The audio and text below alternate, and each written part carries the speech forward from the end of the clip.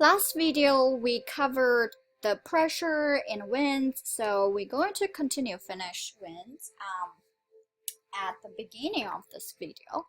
So the winds above the friction layer is 1000 meters deep, below parallel to the isobars line of equal pressure, with low pressure on the left, right in the northern or southern hemisphere. This is known as Ballard's law.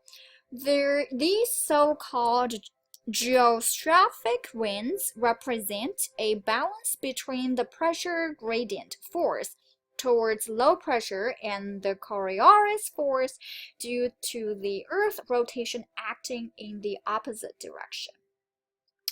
They have a velocity inversely proportional to the spacing between the isobars. Closer spacing means stronger winds. Geostrophic winds describe the straight flow between parallel isobars. Near the surface, friction between the moving air and the surface slows down the flow, and hence the pressure gradient force exceeds the Coriolis force and causes the wind to turn toward lower pressure at an angle of about 15 degrees. When the isobars are curved, an additional force needs to be considered. Centripetal force directed toward the center of the rotation. In synchronic circulations, the centripetal acceleration is toward the low. Gradient wind is greater than the geostrophic case. For most purposes, the geostrophic wind is sufficient approximation to the gradient wind. Above the surface in the stratosphere, there is a deep vortex centered near the pole in each hemisphere. The vortex is circled by strong westerly winds. This arises from the equator pole temperature gradient as a result of the thermal wind relationship. As a consequence, the upwinds are overwhelmingly westerly. So we're going to talk about in the later slides. So we're going to insert a term, the Coriolis force. So it is often a source of confusion and misunderstanding. So it is named after a 19th century French scientist, C.G. Coriolis. It is an artifact that arises as a result of the anti-clockwise rotation of the Earth about its axis. Air motion over the Earth's surface is viewed with respect to the rotating reference frame of the Earth, that is the latitude-longitude coordinate system, and hence motion is apparently deflected to the right-left in the southern hemisphere. In the 17th century, it was already recognized that a cannonball fired to the north would turn to the east due to the rotation of the Earth under it. The deflection is zero at the equator, where the motion is parallel to the rotational axis and increases with the sign of the latitude to a maximum at the poles. Where the motion is perpendicular to the axis, it is proportional to the rotation rate of the Earth to the wind speed. It affects the wind direction but not the wind speed, and corresponds to a force at right angles to the wind direction. The Coriolis force balances the pressure gradient force and gives rise to the geostrophic wind. At the equator, where there is no Coriolis effect, air flows down the pressure gradient toward low pressure. The Coriolis force is operative for air motion on the large scale tens of kilometers and long time intervals a day. The Coriolis force affects ocean currents and hence the Gulf Stream turns to the right as it crosses the North Atlantic Ocean. So you can see that the low pressure system over Iceland spins counterclockwise due to balance between the Coriolis force and the pressure gradient force. So earlier we mentioned about the different pressure across the equator to the pole. So here is the equator and here is the pole, the gradient. So temperature in the troposphere decreases from equator to pole, and this gradient is parallel by pressure surfaces. As a consequence, there is a component of wind that blows from the west at right angles to the equator pole pressure gradient. Standing with one's back to this wind, cold air is on the left in the northern hemisphere. This is known as the thermal wind and its major component of the actual zone westerly wind. The thermal wind is a vertical shear change in speed or direction in the geostrophic wind which blows parallel to the isobars. That is caused by a horizontal temperature gradient. The warm air column in low latitudes is deeper than a cold air column at high latitudes because the warm air expands vertically and this greater atmospheric thickness determines the strength of the thermal wind as the thickness gradient changes seasonally. So the geostrophic wind strengthens from summer to winter. The thickness in the depth of air between two pressure surfaces, usually 1,500 millibar or paca. It is proportional to the mean temperatures of the layer. Lower thickness implies cold air. The thermal wind blows parallel to lines of equator thickness with cold air to the left. In the northern hemisphere, extratropical cyclones tend to be steered parallel to the thermal wind. So as global warming, that it warms more in the polar area, that's going to affect the temperature gradient much less steep.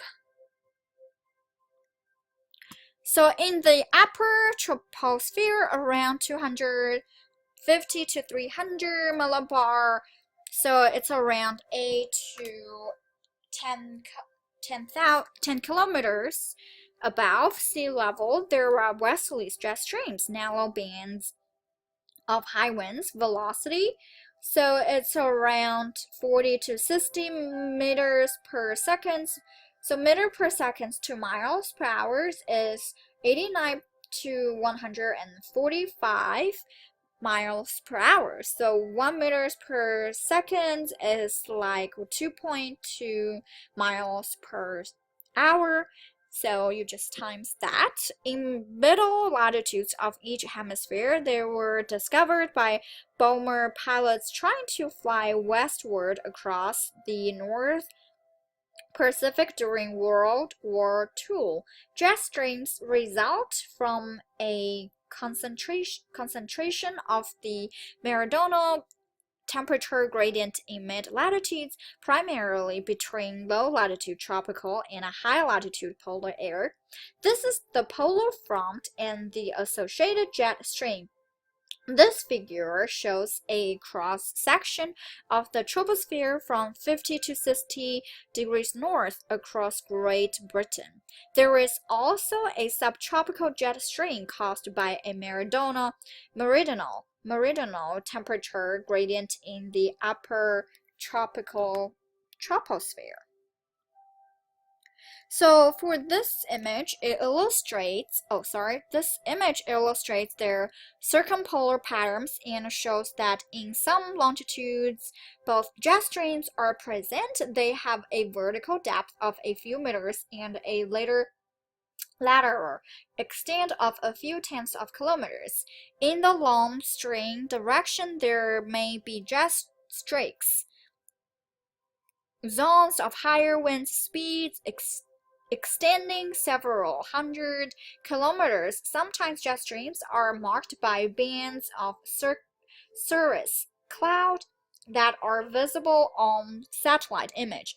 On the equatorward side, there is often a zone of clear air turbulence as a result of strong lateral wind shear. The highest mean speed, up to 135 meters per second, are found over eastern Asia in winter as a result of the high constancy in location of the jet stream core. This is the location of a strong cold land, warm ocean temperature contrast. In the summer tropics at about 15 degrees north over India, extending into Africa, there is a high-level tropical easterly jet stream located at 150 to 200 millibar. This reflects the north-south temperature gradient in the upper troposphere caused by heating over the Tibetan Plateau, which regionally reverses the usual equator pole temperature gradient. In winter, the westerly subtropical jet stream is anchored south of the Himalaya Tibet with a variable polar front jet stream located much further north over Russia. In some locations, low-level jets, LLJs, are observed, but these have typical speeds of only 15 to 20 meters per second. They are formed on the upwind side of mountain ranges, such as where an airflow towards the range is blocked because it lacks the kinetic energy required to cross the mountains. The westerlies flow encountering the Sierra Nevada in California in winter often turns northward and forms a southerly jet at about 850 millibars along the side of the range because there is a stable atmospheric layer over the mountains that prevents the air from rising. It is very important, so because that a stable atmospheric layer over the mountains that prevents the air from rising. In spring and summer, related to the eastward slope of the terrain, cool high elevation air overlaying warmer air over the plains. This LLJ transports moisture from the Gulf of Mexico into the Midwest, contributing greatly to severe weather events. Vertical air motion happens on small and large scales. Small-scale motion is produced by surface heating, giving rise to upward air motion through buoyancy differences, convection, or by air flowing over small hills and being forced to rise, mechanical turbulence. On average, the atmosphere is relatively stable, meaning that when air is displaced vertically, it tends to return to its original level. However, when the ground is heated and this heat is transferred to the overlying air, the air becomes unstable because the heated air is less dense than the cooler air above it, and so tends to rise. The rising air cools, and this cooling continues until the temperature of the rising air parcel comes into equilibrium with the ambient air. The rising air parcel cools at a fixed rate of 9.8 Celsius per kilometers. As long as the air is unsaturated, it's termed the by a diabatic lap rate.